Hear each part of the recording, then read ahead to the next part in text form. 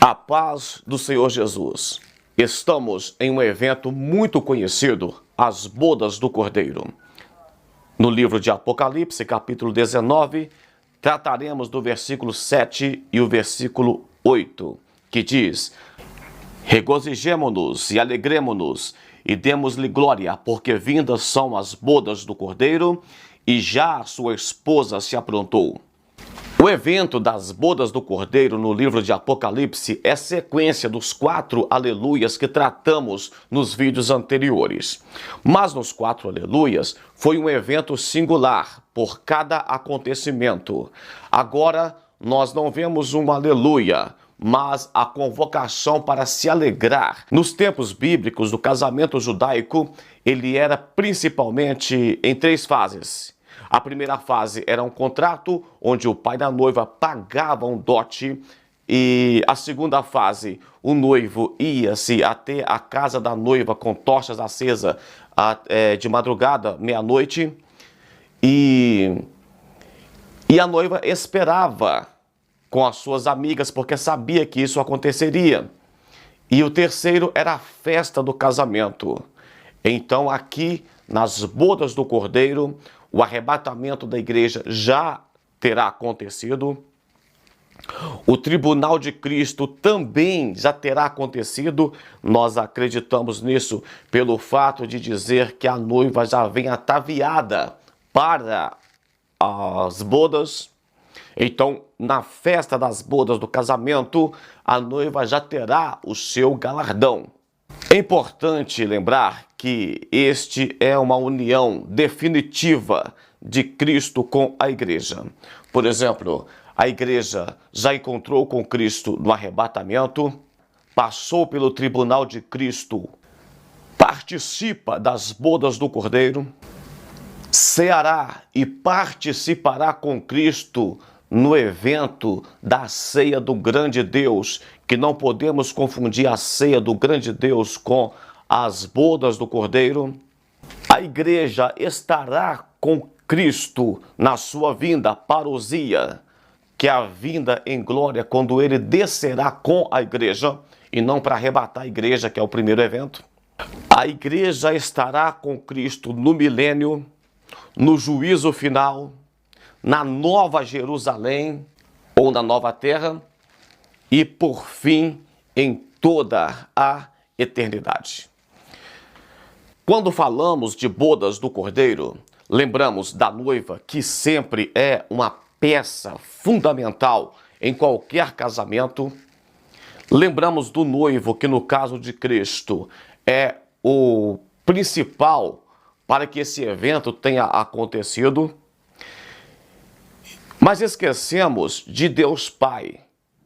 Neste evento, Deus Pai será um dos mais homenageados. Por quê? Porque é aqui que se cumpre, que sela o plano da redenção arquitetado por Deus. Como em todo casamento tem convidado, alguns acreditam que os santos do Antigo Testamento serão os convidados especiais.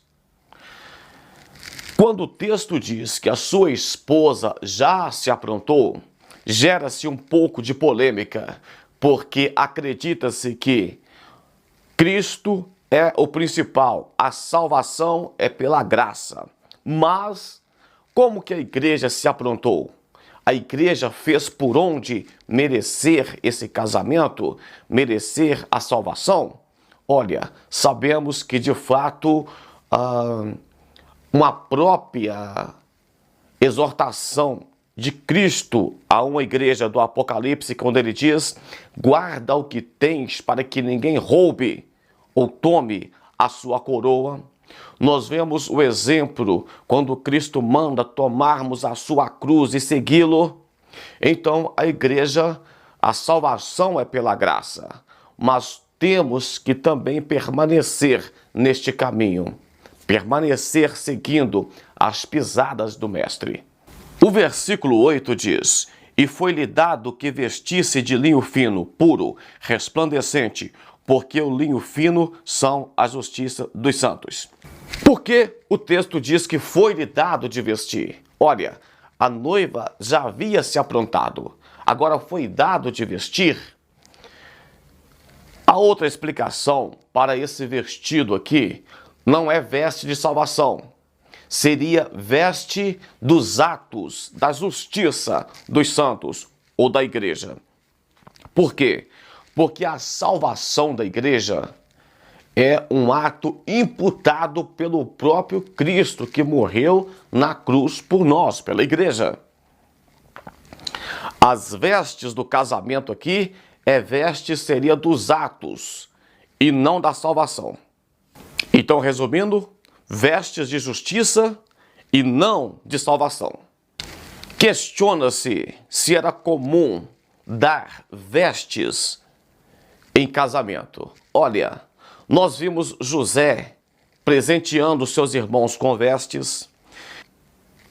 Quando Abraão manda Eliezer buscar esposa para Isaque, então o Eliezer, como um símbolo do Espírito Santo, o Eliezer espiritual, Abraão como tipo de Deus Pai, Isaque como tipo de Cristo e Rebeca como tipo de igreja, o Eliezer traz vestes para Rebeca.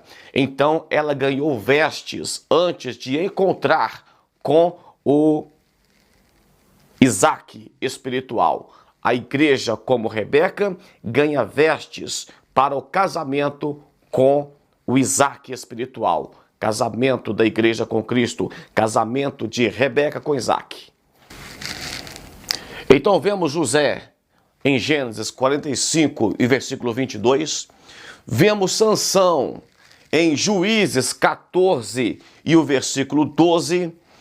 E temos em Mateus capítulo 22, do versículo 11 até o 13, que diz assim: E o rei, entrando para ver os convidados, viu ali um homem que não estava trajado com vestes de núpcias, de casamento. E disse-lhe: Amigo, como entrastes aqui, não tendo vestido nupcial? E ele se emudeceu. E disse então o rei aos servos: Amarrai-o de pés e mãos, e levai-o e lançai-o nas trevas exteriores. Ali haverá pranto e ranger de dentes. Então, eu aconselho você a ler o livro de Mateus, capítulo 22, do 1 até o versículo 14. Leia também Lucas 14, do 16 ao 24. É a parábola das bodas. Então aqui temos uma relação entre a festa e as vestes, porque será dado vestes de justiça dos atos dos santos. Como noiva, vemos a igreja em 1 Coríntios capítulo 12, do versículo 12 ao 17. Vemos a igreja como esposa em Efésios capítulo 1 e o versículo 22. Em Efésios 4, do versículo 15 e o 16, isso mostra em diversas passagens a igreja como esposa ou como noiva. Pessoal, ficamos por aqui. Até o próximo vídeo. Um grande abraço. Fique na paz do Senhor.